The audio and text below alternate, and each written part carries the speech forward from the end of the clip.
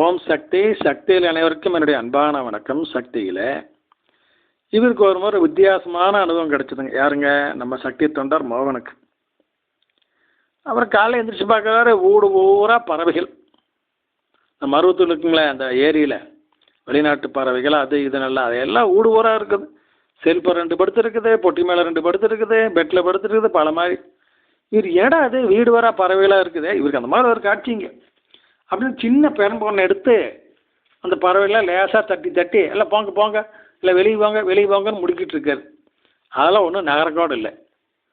அப்புறம் இந்த நிலையில் இவருக்கு ஒரு தகவல் வருது. என்ன அப்படிங்கன்னா, மேல்மருவத்தூர் இருக்கிற ஏரிகள் எல்லாம் அந்த காட்டாமணக்கு செடியுமே மற்ற வேண்டாத தாவரங்களும் வளர்ந்து ஏரிவே பால் படுத்திட்டு இருக்குது.